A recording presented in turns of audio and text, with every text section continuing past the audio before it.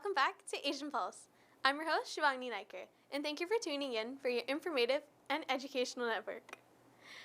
I hope you had a great holiday season this year. Dr. Bonnie Henry has ordered to not invite many people into your home and that only 10 people is a max and any other family member that have been vaccinated. The virus is spreading like a wildfire, so please stay within your own bubbles, wear a mask, and always sanitize your hands. Happy Lodi to everyone who is celebrating the Lodi celebration. All banquet halls are closed, which means to celebrate the celebration with your family. I'll be right back from these words from our sponsors. Buying or selling a house is a difficult process. Get Brent Prakash from Saba Realty Limited to find you your dream home, whether it's your first house, upgrading, or investment property. Always at your service with a fast, friendly, and honest opinion, Brent Prakash will guide you through the entire process. Get in touch with him today for a free, no-obligation consultation at 778-840-5866. I understand how important it is to have a place called home, and it's frustrating using your hard-earned money on rent. Vic Prasad can make you a homeowner. Get pre-approved services provided to first-time buyers and new immigrants. You can qualify for mortgage even if you have bad credit. Call Vic Prasad now on 604-306-6647. Vic Prasad is associated with Craft Mortgages Canada Incorporated. I understand how important it is to have a place called home, and it's frustrating using your hard-earned money on rent. Vic Prasad can make you a homeowner. Get pre-approved services provided to first-time buyers and new immigrants. You can qualify for mortgage even if you have bad credit. Call Vic Prasad now on 604-306-6647. Vic Prasad is associated with Craft Mortgages Canada Incorporated. Community Outreach Pharmacy, providing in-home pharmacy services. This includes our specialized diabetes and blood pressure monitoring program, Free blister packing, free deliveries, and an in-home injection service throughout the whole Lower Mainland. Call us at 604-777-56. In Canada, we also need to think about Indigenous communities that have been impacted in unique ways with respect to the environment, with respect to COVID-19 isolation. And so greater spaces for Indigenous voices are being created and should be supported by individuals. And what I've seen that is slowly changing, which is long overdue, which is decolonizing educational institutions. So that's something that's becoming a little bit more prominent today. Racism continues to unfold, and racism is always about power. We also have to think about the social conditions that bring out racism. There's always the scapegoat for the social ills, and with COVID-19, we have seen that the Asians have been very much targeted, which has led to personal, symbolic, and violent racism. And so it's really important to set a precedent that this is unacceptable and to stand in solidarity for any group that is targeted. So what is important is to come together so that racism, including the violent gaze, does not become normalized. The human rights struggles continue, farmers' struggles continue in different ways and in new ways, but all over the world we're hearing about human rights violations, freedom of speech being repressed, and we have to recognize when people are more vulnerable, that's when power is more exercised on the individuals, and opportunities for social gathering to disseminate knowledge is not as easy. And even though social media has played an important role, we also have to recognize that that is also censored. So the voices are repressed and not brought out to the level that they would in face-to-face engagement. So it's important for individuals to know their rights and to be critical and reflective with respect to the social facts. And we have many media influencers, so we do need to also ensure that the facts that we have are critically reviewed. So the list goes on, but I think what is important is that we do need to stay strong, stay together, stay positive. And what has come out of this experience of COVID-19 is a more reflection, a recognition that less is more, being more critical of materialism and not really needing all the material goods. In fact, it can be quite liberating to own less, is a recognition that many that I've spoken to have made. And let's continue to have compassion for ourselves so that we can also have it for others and aim for compassionate and positive living. I hope you have a wonderful 2022. Hello and welcome. As you all know, this is the second last show of the year. Merry Christmas, Happy Holidays, and Happy Hanukkah. From this team, Asian Pulse team, to all of you, whatever festival you are celebrating. It doesn't have to be Christmas, but if that Christmas you are celebrating, Hanukkah you are celebrating, or you know, not calling it anything. So happy holidays to all of you. And for that, we want to thank everybody for the whole year, the support that we have received from you, the phone calls, the guest that we brought. You always call us and they say, can you bring that guest back? And today is one of those days that I'm bringing that guest back. And but I really like your input in that. And when you talk, when you call us, we respond. So hope that you have a very quiet, a very safe and healthy holidays, and stay safe. With the new variant going on, I think we all know what the protocol is. 10 people, your family 10 people, or your family plus one family, as long as over 12 are vaccinated. So these are some of the new protocols that have come in effect now, so we will all be following that during this holiday time. So my guest today is Annie Ohana. She's an activist. She's an anti-racist teacher, advocate, and she is also a teacher at LA Madison in Surrey, and she has been here before. And I wanted to bring her back and talk to her to find out what was the year like for the teachers, for the people that are in education field. Was it a very difficult year because over 12 got vaccinated? Now over 5 until 11 are supposed to get vaccination. So what is going on with the school system and your children? So thank you so much for coming in. So much for having me. I know it's your day off, and you always look for a vacation. It's all On good. your vacation, you are coming. Absolutely. My hat goes off to you. Anytime you call me, I'm here. Yes, yes. So just reflect whatever we just, the year that it was. Well, for us, it covers basically 2 years, right? 'Cause Yes. it's 2 school years, Yeah. basically, or at least the end of one and the start of another. It's been difficult because, and let me almost go backwards with it. Here we are, just starting winter break, and teachers, you know, we got to that finish line barely. Excuse me, barely, because it really was mentally like full of anxiety, full of, you know, really that trauma that we had to deal with the last year and a half.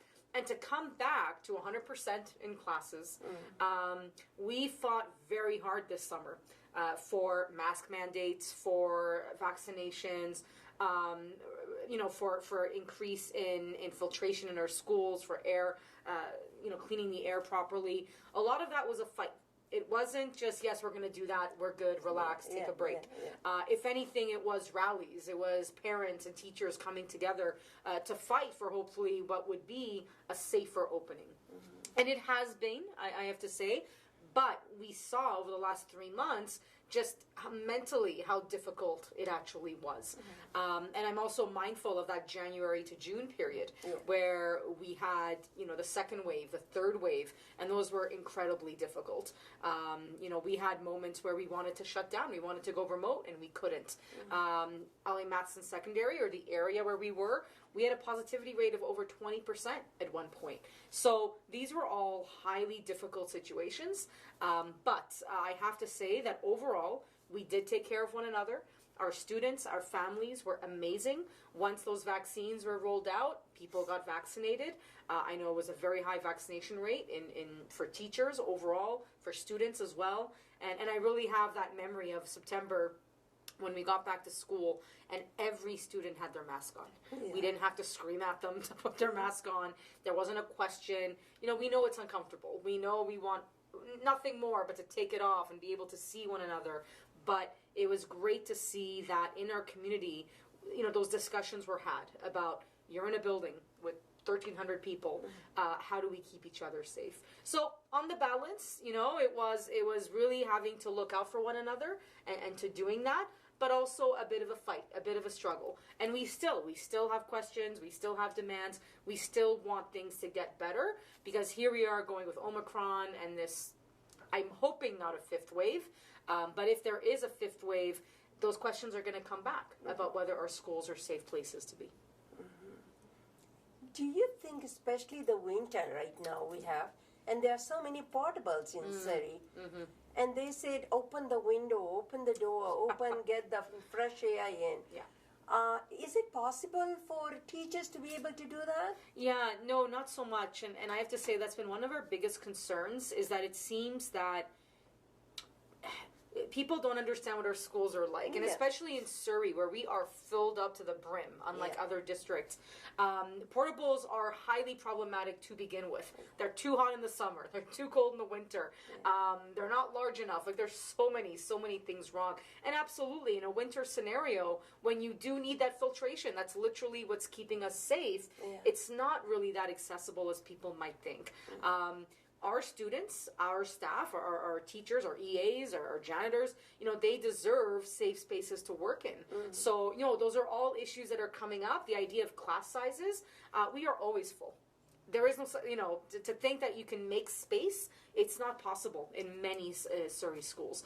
If anything, you have your 30 and or 24, whatever it might be, and that's it. It's usually crowded. It's usually difficult, especially for portable users, to open those windows. So these are all larger issues as well, right? How quick is the government investing in education to build more schools, to actually think about reducing class sizes? Those are all larger conversations that really, because of COVID, have become really crucial to understand. But thank you for bringing that up, because that's something, yeah, it sounds like an easy solution until you look at what our schools are like and you go, oh, wait a minute, this is not so easy to do, actually. Class size always have been an issue. Yes. You know, 30, 35 students in the classroom. There is no teacher that be able to provide one-to-one care or be able to support that when you have such a... But I think due to COVID, that class composition and class size has been put in the back burner. Nobody's talking about that. I think everybody is dealing with what the crisis in hand the teachers have to face day in and day out. Yeah, and that is true, but I think a lot of us were thinking about that, yes, COVID is at the forefront, and certainly we're mindful of like the health and safety factors of that.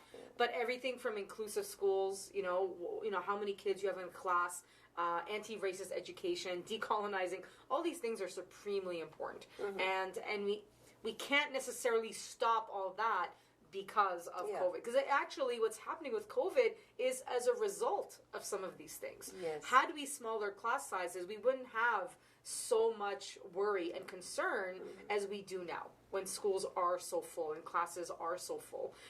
So you're right, and I think COVID definitely is on that front burner, but I hope people understand that if we solve some of these other problems, actually then, whatever comes our way, we can handle it in a better, with better answers, right? Rather than what I find is very reactionary. We have too many kids, open a window. We don't have enough filtration, well, now we have to find money to pay for that and to get new filters in our schools. Like, it's always after the fact. Yes. Thank God we haven't, we have seen death, right? COVID has killed many people. But I don't want that to be the situation. I don't want it to be that teachers are in hospitals and kids are in hospitals and then we act. That's how we're feeling right now. Everything's always so reactionary. After the fact. It's after the fact, and that's a problem. So that's why these other issues are actually very important and should be on the front burner, because they're going to solve things in a preventative way rather than waiting until people are sick, people are losing work, or God forbid they end up in a hospital and are facing health repercussions. Well, recently the kids from 5 to 11 supposed to be vaccinated. Is it going as fast as I think 12 and over. Yeah. It was pretty quick to me how I seen what was the percentage like. There so many people got vaccination as soon as they opened up. But with 5 to 11, there is still, I talk to parents, they are not very clear. Should I wait? Should I go and be in the first one in the lineup? So this is the conversation that people are having. What is your take? What do you see in your classroom? It was great news, first of all, because we were waiting, right? We were waiting. They were testing it. So, thank God it's finally here. The pickup seems to be slower than what we had for the, age 12 older. I think that was a result of, teachers in the classrooms getting their vaccination, their, parents are getting vaccinated, and the kids are just sitting there and thinking, why not me? Yeah. So I think that was part of that idea that the once we were allowed to and the teenagers were allowed to, they wanted to get it. Also, many teenagers are working, and they have other parts of their life. So absolutely, that we saw very quickly a pickup. I think families are, and I think it just depends on the family. To be honest, a lot of multi-generational homes where you have grandma, grandpa, uncles, aunts, everybody living together. Absolutely, I think those families are seeing the need to go right away as soon as possible. Mm-hmm. I would imagine with Omicron that perhaps maybe we'll see a faster pickup because now, you absolutely want to protect the kids as much as possible. Mm-hmm. So, I don't think it's been as fast. And my thing is always your kids are with other kids in a building, you're with other adults, you're with other people. The safest thing you can do is to absolutely get vaccinated. And especially with the younger ages where masks might be a little bit more difficult to wear throughout the day, vaccinations become all that more important. Because we know that people who are vaccinated are not getting as sick as much. I can't speak to Omicron, but certainly the other waves, we saw a wave of unvaccinated kids and people getting sick. Mm-hmm. So the best way to protect the younger ages is very much that vaccination. So I hope people, it's winter break, hopefully you have a little, not for everybody, I know that, but the kids are out of school. Mm-hmm. Hopefully they can find a time to make that appointment, and then go in and get vaccinated. Yeah. As a teacher, do you ever check on who is vaccinated and who's not? I mean, like I say, I mean, really, we can't, right? Yeah. There's really no way to know. I'm very happy that I teach in an area where most people are taking it seriously. So we're all vaccinated, basically. Yeah. I don't think there's too many of us that aren't. I think it's only human to perhaps worry at times. Yeah.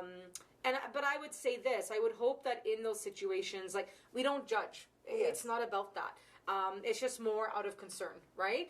Now, typically what I've been finding, because of the stuff I do outside of school, is that sometimes if you're not vaccinated, you don't want to wear a mask, or, there's interesting kind of realities there. So usually you can tell if someone's really fighting the idea of, I don't want to get vaccinated, I don't want to wear a mask. You can see that. But at the same time, education is for all. Yeah. So everybody should be coming to school, right? No matter what. That is where I would say, though, the rapid tests that we're seeing kind of finally getting handed out in different areas, absolutely we would love to see more of that. Because in the situation where someone says, I'm not vaccinated, I don't want to get vaccinated, I think the rapid tests are at least a way to say, okay, well, at least then, every day or however many times the regimen might be, we can check and we can make sure so that we keep everybody safe. It is public health, after all. It isn't just one person. This is not an individual reality. This is a collective, right? Public health is for everyone. So I have to say, in that case, in those concerns, the one thing our government could do for us is to actually release those rapid tests so that we actually have access to them on a regular basis. Yeah. I have come across people that one parent is for vaccination, the other one is against. Yes. Either is the mother or the father, and they say they want to wait round. Yeah. And there is a recent case in Calgary that they took it to the court. Yes. And the father didn't want the kid to be vaccinated, the mother did. Yeah. And it's a precedent setting, and the judge says no, as far as it's a health order. I think the mother is in right because I think they were not living together. Right. So that is good. Because a kid cannot make a decision. Yeah. But as an adult, as a parent, what is the best? I, as an adult, have a choice. Yeah. I want to be anti-vax. That's my choice. Yeah. A child doesn't have it. Yeah. And we don't want the child to end up in the hospital on ventilators. Absolutely. Yeah, you're absolutely right? As an adult, it's your choice, and you kind of make your own decisions, and the consequences will fall. I always say, but being mindful, though, that I've met people that have regretted that decision and then got vaccinated because maybe they made someone sick, right? Or they realized, afterwards, or they got COVID and it was quite hard and they realized what they had done. So yeah, but adults are one thing. For children, I think what COVID has shown us is that we always think we know, and then we don't know. Yeah. So at first we thought, it's just the elderly. It's just the long-term care facilities, right? And then all of a sudden it became the 20 to 40-year-olds. And then those people were dying and getting sick. And then we got into the younger ages. We started seeing even younger kids getting it, right? And then the unvaccinated, right? And now here we are with Omicron, where people who are vaccinated are getting ill as well. I think the bottom line is that why would you leave that up to chance? And certainly, a child is under your care. They are your dependent. No matter if they're your child or your foster care, whatever it might be, right? You are their guardian. And as teachers, we are guardians. Like, legally speaking, when they come into our buildings, we are responsible for our children. So no matter if you're a parent or not, I see that idea of that we need to take care of our children. Ask questions. I think instead of just being anti, ask those questions. Visit a doctor, right? Talk to people with the necessary professional background so that hopefully if you do have worries, they can allay those fears. What I see in front of my eyes, in front of, the 47,000 teachers that are in BC, we see kids that after they get vaccinated are healthy. They're able to participate more. They have less anxiety. They're able to actually take part and not be worried as much as to what will happen. And it's more of a community because now we can open our doors a little bit more, right? So I would say for a healthier mind, a healthier body, vaccinations are the way to go. And if you are concerned, absolutely talk to people. Don't just Google it. Don't there's a lot of misinformation out there. We are very lucky to live in a province that has a lot of incredibly professional people that you can talk to. And I think, to me, the evidence is right in front of us. I'm double vaxxed. I'm going to get my booster when I'm allowed to. I see thousands of people literally every day that are doing just fine and, in fact, are doing better. And for those of us that are vulnerable, I'm definitely vulnerable to COVID. The fact that I haven't gotten it yet, the fact that I've remained healthy the last 2 years means a lot to me. I want my students to have that as well. We don't want sick kids in any way, shape, or form. And I would say, very importantly, long-term COVID is not a joke. I know people with long-term COVID, they are suffering many, many months after, and some of them are being told they will never actually fully recover. That is not something you want to put on your child. So legally speaking, who knows what the rules are there. We know there's been some very interesting cases in terms of medicine and, whether it's cancer treatments or all kinds of things. I would hope, do your homework, do your research, give your child the best chance possible to stay healthy. God forbid we do not want to lose young children. There have been cases of young children passing away from complications from COVID. I cannot imagine the mental anguish, the emotional realities of realizing maybe I should have had my child vaccinated. And I think, like you said, that as a teacher, as an educator, you might not ask that straightforward question. But the kids, they talked among themselves. They are out in the playground. They said, I went to the doctor and I got vaccination and I didn't feel it. Whatever. Did you get yours? And the kid, that the parents, whatever the issue is with the parents, not be able to. And they say either they do not want to participate in the conversation and they are put in a place, to say, well, how come you didn't get it? Even masks, right? Absolutely. So it's such a sad thing that the kid has to defend whatever the parents' issue is. They say, I will have mine, or I don't know when I'm going to have mine. They have to make excuses. Our kids are very mindful, smart human beings. I know. In my law class, we actually did debate the vaccine passport. So we brought in information, and then I actually separated them. I didn't let them do their opinion first, and they were so good at coming up with reasons for, against, and at the end of the day, they said they're a good thing. but they should be done properly. And so it's like when you see that level of thinking, that critical thought, like I guarantee you our kids have that critical thought in mind. But absolutely, oh my goodness, when those vaccines came out for the younger kids, you saw it in the classrooms, right? Oh, I have my Miss Ohana, I'm leaving early. And another kid goes, oh, you lucky you, right? You know, like you have these discussions ongoing. They're also seeing all the misinformation online. So I've had those conversations of kids that have like these wrong ideas. I'm like, but that's not actually what the science says, right? Like, let's look at that. So we also have to be careful about that. We always want to give our kids the truth.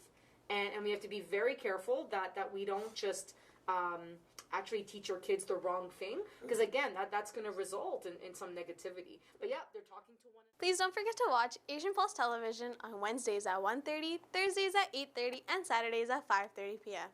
The Camilla Singh Show on Sundays at 5:30 and again Mondays at 10 a.m. Fiji in Focus Tuesdays at 10 p.m. and the repeats on Sundays at 4 p.m. Viti Vibes Thursdays at 10 p.m. and Sundays at 4:30. All our shows are also aired on Alberta time, and if you have missed any of our episodes or any of our shows, you can always watch it on our YouTube channel at Camilla Singh Show. If you have any events and would like to promote it on our show, please email us at asianpulse@gmail.com. We have run out of time. I hope you enjoy the show as much as I did bringing it to you. If you have any comments, suggestions, or would like to be a sponsor, please contact Camilla Singh at 604-537-5123. Before I go, I leave you with these thoughts. Beauty isn't having a pretty face. It's about having a pretty mind, pretty heart, and most importantly, a beautiful soul.